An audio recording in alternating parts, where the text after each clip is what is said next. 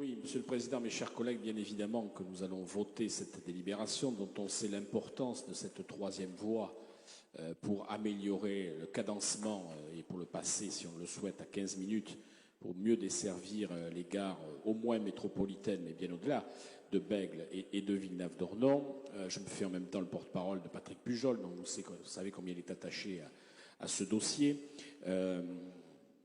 Jusqu'à présent, nous avons des études qui étaient à des prix raisonnables. Là, ça commence à devenir à des sommes qui sont relativement astronomiques. D'ailleurs, il ne se passe pas un conseil de métropole sans que nous ayons des études qui sont là-dessus. Ça devient vraiment très cher. Je pense qu'il faut y aller. Il faut regarder effectivement, et je trouve que ce cadencement en 2 phases me semble intéressant parce que ça va permettre de regarder comment se passe la première partie avant de passer à la seconde, qui est quand même beaucoup plus chère. Je voudrais aussi profiter de cette délibération pour vous attirer l'attention, Monsieur le Président et mes chers collègues, sur quelque chose qui moi, m'inquiète. On essaie de faire basculer les gens de l'avion vers le train, un peu contraint et forcé, mais c'est ainsi. Et je me suis amusé, puisque j'avais un petit peu de temps ce matin ici dans ce conseil, à regarder les horaires des TGV directs pour le mois de septembre. Je rappelle que nous étions engagés avec l'État et avec la SNCF à 17,5 allers-retours par jour, quand le TGV est arrivé au mois de juillet 2017. En septembre, on ne sera plus qu'à 13 dans un sens et 14 dans l'autre. Et je parle bien des directs, ça veut dire que le nombre de TGV diminue au même moment où le nombre d'avions diminue. Qu'est-ce que Bordeaux a bien pu faire à Paris? Parce qu'après moins d'avions, moins de trains, des organismes qui s'en vont à Dijon sur le train au lieu de venir à Bordeaux, je vais finir par croire qu'il y a un Bordeaux bashing. Et comme certains décideurs locaux s'en émeuvent, et je les comprends, ça devient quand même problématique.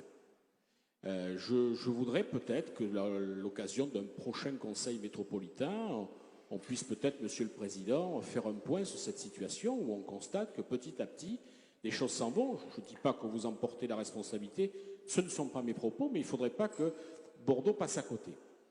Nous avons eu la chance hier d'avoir un ministre qui vienne pour parler du logement.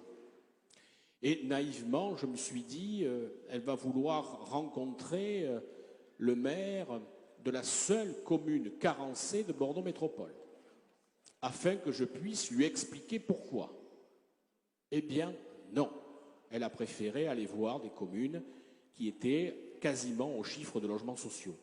Si on va voir les trains qui arrivent à l'heure, tout ce qui se passe bien, ce n'est pas la bonne image que l'on aura. Moi, j'étais prêt à la recevoir, j'étais prêt à me déplacer, j'étais prêt à discuter avec elle, au lieu qu'il lui aurait convenu, pour pouvoir lui faire part des difficultés, puisque si je lis l'interview qu'elle avait dans la presse, elle se disait « je suis prêt à aider pour que les choses aillent mieux ».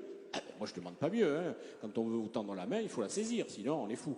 Donc, je me dis peut-être qu'il va falloir que, c'est la période de demander en ce moment, que l'État s'aperçoive que dans le quart sud-ouest de la France, il existe une agglomération qui est dans les premières de France, qui s'appelle Bordeaux Métropole et Bordeaux, et qu'on ne passe pas à côté des trains qui passent. Voilà. Monsieur le Président, je vous demande de bien regarder cette affaire du nombre d'allers-retours TGV qui diminue. Tout ne peut pas diminuer.